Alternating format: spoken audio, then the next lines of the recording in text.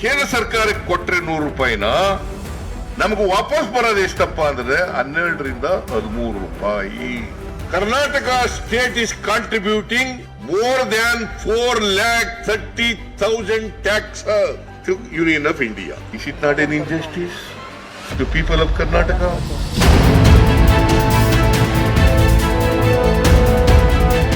So GST ಬಂತು, ಏನ್ ಹೇಳಿದ್ರು ಕೇಂದ್ರ ಸರ್ಕಾರದವರು, ನಿಮ್ಗೆ ಎಷ್ಟು ನಷ್ಟ ಆಯ್ತದ ಅದೆಲ್ಲ ಬರ್ತಿಸ್ಕೊಡ್ತೀವಿ. ನಮ್ಗೆ ಅವತ್ತು 15% ಟ್ಯಾಕ್ಸ್ ಬರುತ್ತಿತ್ತು. ಅದು ನ್ಯಾಷನಲ್ ಅವರೇಜ್ 14% ಅಂತ ಹೇಳಿದ್ರು. 14% ಕೊಡ್ತೀವಿ ನಿಮ್ಗೆ.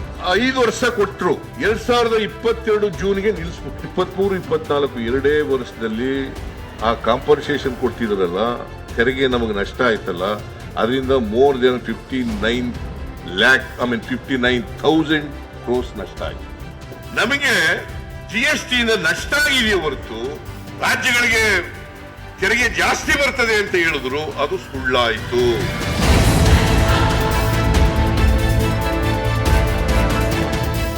ಫೈನಾನ್ಸ್ ಕಮಿಷನ್ ಅವರೇ ವಿಶೇಷ ಅನುದಾನ ಅಂತೇಳಿ ನಮಗೆ 5,495 ಕೋಟಿ ರೂಪಾಯಿಗಳನ್ನ ಶಿಫಾರಸು ಮಾಡಿದ್ರು. ಯಾವಾಗ ಅದು ಮಾಡಿದ್ದು? 2021ರಲ್ಲಿ. ನಾನು ಅನೇಕ ಸಾರಿ ಅಸೆಂಬ್ಲಿನಲ್ಲಿ ಕೇಳ್ರಿ ಹೋಗಿ ಮಿಸ್ಟರ್ ಯಡಿಯೂರಪ್ಪ, ಪತ್ರ ಬರೀರಿ, ನಿರ್ಮಲಾ ಸೀತಾರಾಮನ್ ಹತ್ರ ಕೂತ್ಕೊಳ್ರಿ, ನರೇಂದ್ರ ಮೋದಿ ಅವರ ಹತ್ರ ಕೂತ್ಕೊಳ್ರಿ ಹೋಗಿ. 5,495 ಕೋಟಿ is not a small amount. Nirmala Sitharaman ಅವ್ರು ಏನ್ ಹೇಳಿದ್ದಾರೆ ಅಂದ್ರೆ, 15th finance commission is a independent organisation, autonomous organisation, we do not want to interfere. ಹಾಗಾದ್ರೆ ಅಮ್ಮ ನೀನು 11,495 ಕೋಟಿ ರೂಪಾಯಿನ ಕೊಡ್ಲಿಲ್ವಲ್ಲ, ಯಾಕಪ್ಪ ಇಂಟರ್ಫಿಯರ್ ಆಗದೆ ಹೋದ್ರೆ? ಕೊಡ್ಬೇಕಾಗಿತ್ತಲ್ಲ. ಬಿಜೆಪಿ ಸರ್ಕಾರ ನಮಗೆ ಮಲ್ತಾಯಿ ಧೋರಣೆಯನ್ನ ಮಾಡ್ತಾ ಇದೆ. ಇವರೆಲ್ಲ ಎಂಪಿಗಳು, ಮಿನಿಸ್ಟ್ರಿಗಳು, ಬಿಜೆಪಿ ಲೀಡರ್ಗಳು ಎಲ್ಲರೂ ಕೂಡ ಕರ್ನಾಟಕದ ಜನರಿಗೆ ದ್ರೋಹ ಮಾಡ್ತಾ ಇದ್ದಾರೆ.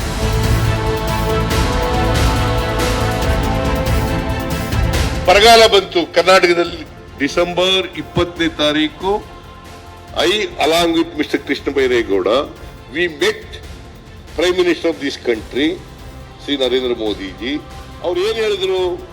ನರೇಂದ್ರ ಮೋದಿ ಅವರು ಹೇಳಿದ್ರು, ನಾನು ಹೇಳ್ತೀನಿ ಎಲ್ಲ ಇವ್ರಿಗೆ, ಅಮಿತ್ ಶಾ ಅವ್ರಿಗೆ ಹೇಳ್ತೀವಿ ಅಂತಂದ್ರು.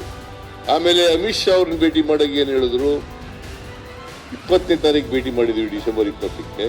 23ಕ್ಕೆ ಮೀಟಿಂಗ್ ಕರೆದು ನಾವು ಒಂದು ತೀರ್ಮಾನ ಮಾಡ್ತೀವಿ ಅಂತ ಹೇಳಿದ್ರು. 23ಕ್ಕೆ ಡಿಸೆಂಬರ್ 23ಕ್ಕೆ ಮಾಡ್ತೀವಿ. ಇವತ್ತಿನವರಿಗೆ ಒಂದು ಮೀಟಿಂಗ್ ಕರೆದಿದ್ರಂತೆ, ಅದು ಮುಂದಕ್ಕೆ ಉಂಟಾಯ್ತು. ಆಮೇಲೆ ಇವತ್ತಿನವರಿಗೆ ಮೀಟಿಂಗ್ ಆಗಿಲ್ಲ. ಮೀಟಿಂಗ್ ಆಗದೆ ಇರೋದ್ರಿಂದ ನಮಗೆ NDRF ನಿಂದ ₹1 ಬಂದಿಲ್ಲ.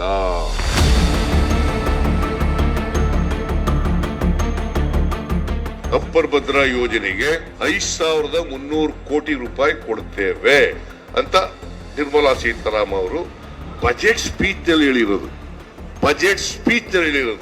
ಎಲ್ಲೋ ಆಶ್ವಾಸನೆ ಕೊಟ್ಟಿರೋದಲ್ಲ. ಬಸವರಾಜ ಬೊಮ್ಮಾಯಿ ಅವರು 23-24 ಬಜೆಟ್ ಮಂಡಿಸುವಾಗ 5,300 ಕೋಟಿ ಅಪ್ಪರ್ ಭದ್ರಾ ಯೋಜನೆಗೆ ಕೊಡ್ತೇವೆ, ಜೊತೆಗೆ ಅಪ್ಪರ್ ಭದ್ರಾ ಯೋಜನೆಯನ್ನ ರಾಷ್ಟ್ರೀಯ ಯೋಜನೆ ಅಂತೇಳಿ ಘೋಷಣೆ ಮಾಡ್ತೇವೆ. ಇಷ್ಟೆಲ್ಲ ಬಜೆಟ್ ನಲ್ಲಿ ಹೇಳಿದ್ರು ಕೂಡ ಇವತ್ತಿನವರಿಗೆ ₹1 ಬಿಡುಗಡೆ ಆಗಿಲ್ಲ. ಆದ್ರೆ ಬಿಜೆಪಿ ಅವರು ಹೇಳಿದ್ರು, ನಾವ್ ಯಾವ್ದೋ ದುಡ್ಡು ಕೊಡ್ಬೇಕಾಗಿಲ್ಲ. ಮತ್ತೆ ಇದು 5,300 ಕೋಟಿ ಯಾಕಪ್ಪ ಕೊಡ್ಲಿಲ್ಲ?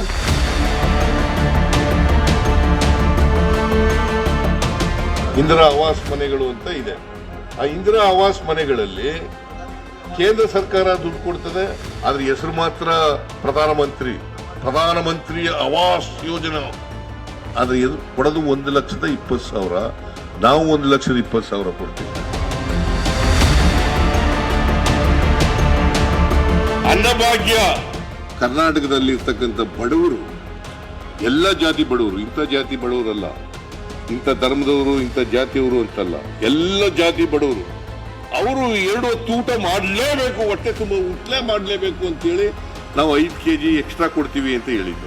ಕೊಡ್ಬೇಕಾ ಬೇಡ? ಕೇಂದ್ರ ಸರ್ಕಾರ ಅಕ್ಕಿ ಇಟ್ಕೊಂಡು ಕೊಡ್ಲಿಲ್ಲ. ನಮಗೆ ದುಡ್ಡು ಕೊಡ್ತೀವಿ, ಫ್ರೀಯಾಗಿ ಕೊಡ್ಬೇಡ್ರಿ. 1 kgಗೆ ₹34 ಕೊಡ್ತೀವಿ.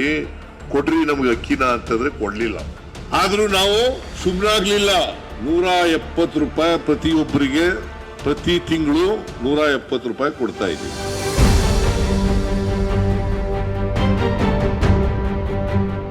ಬಿಜೆಪಿ ಅವರು ಏನ್ ಹೇಳ್ತಾರೆ, ಬಿಟ್ಟಿ ಭಾಗ್ಯಗಳು. ಏನಾಗಂದ್ರೆ ಬಿಟ್ಟಿ ಭಾಗ್ಯಗಳು ಅಂದ್ರೆ 2,000 ರೂಪಾಯಿ ಕೊಡೋದು ಬಿಟ್ಟಿ ಭಾಗ್ಯನ? ಬಡವರಿಗೆ ಫ್ರೀಯಾಗಿ ಬಸ್ನಲ್ಲಿ ಹೋಗ್ರಿ, ಉಳಿದ ದುಡ್ಡನ್ನ ಬೇರೆ ಬಾಬುಗಳಿಗೆ ಖರ್ಚು ಮಾಡ್ಕೊಳ್ರಿ ಅಂದ್ರೆ ಬಿಟ್ಟಿ ಭಾಗ್ಯನ? ಹೊಟ್ಟೆ ತುಂಬ ಊಟ ಮಾಡಿ ಏನಾದ್ರು ಬಿಟ್ಟಿ ಭಾಗ್ಯನ? ವಿದ್ಯುತ್ ಶಕ್ತಿ ಫ್ರೀಯಾಗಿ ಕೊಡ್ತೀವಿ ಅಂತಂದ್ರೆ ಬಿಟ್ಟಿ ಭಾಗ್ಯನ? ಯುವಕರಿಗೆ 2 ವರ್ಷ ಕೆಲಸ ಇಲ್ದೇದವರಿಗೆ, ನಿರುದ್ಯೋಗಿಗಳಿಗೆ ತಿಂಗಳಿಗೆ 3,000 ರೂಪಾಯಿ ಕೊಡ್ತೀವಿ ಅಂತಂದ್ರೆ ಬಿಟ್ಟಿ ಭಾಗ್ಯನ? ಇದೇ ನರೇಂದ್ರ ಮೋದಿ ಅವರು ಇಷ್ಟೆಲ್ಲ ಮಾತಾಡ್ತಾರಲ್ಲ, ಸಾಲ ಎಷ್ಟಿತ್ತು ಗೊತ್ತಾ? ಇವ್ರು ಬರಕ್ಕೂ ಮುಂಚಿತವಾಗಿ ಸ್ವಾತಂತ್ರ್ಯ ಬಂತವಿಂದ ಎಷ್ಟು ಲಕ್ಷ ಇತ್ತು? 54 ಲಕ್ಷ. ಈ ವರ್ಷದ ಕೊನೆಗೆ 180 ಲಕ್ಷ ಕೋಟಿ. ಅಂತಂದ್ರೆ ಇವ್ರು ಬಂದ್ಮೇಲೆ 10 ವರ್ಷದಲ್ಲಿ ಎಷ್ಟು ಸಾಲ ಮಾಡಿದ್ರು? ಸುಮಾರು 130 ಲಕ್ಷ ಕೋಟಿ ಸಾಲವನ್ನ ಮಿಸ್ಟರ್ ನರೇಂದ್ರ ಮೋದಿ ಮಾಡಿದ್ದಾರೆ. ನರೇಂದ್ರ ಮೋದಿ ಅವರು ಬರೋದಕ್ಕಿಂತ ಮುಂಚಿತವಾಗಿ ಸೆಸ್ಸು ಸರ್ಚಾರ್ಜ್ 1,40,000 ಕೋಟಿ ಇತ್ತು. 23-24ಕ್ಕೆ ಸೆಸ್ಸು ಸರ್ಚಾರ್ಜು 5,52,000 ಕೋಟಿ. ಹೀಗಾಗಿರ್ತಕ್ಕಂಥ 1,87,000 ಕೋಟಿ ಏನ್ ನಷ್ಟ ಆಗಿದೆ ಕರ್ನಾಟಕಕ್ಕೆ, ಅದನ್ನ ತುಂಬಿಕೊಡ್ತಕ್ಕಂಥ ಕೆಲಸವನ್ನು ಮಾಡಬೇಕು ಅಂತೇಳಿ ಕೇಂದ್ರ ಸರ್ಕಾರವು ಕರ್ನಾಟಕದ 7 ಕೋಟಿ ಜನರ ಪರವಾಗಿ ಒತ್ತಾಯವನ್ನ ಮಾಡಿದೆ.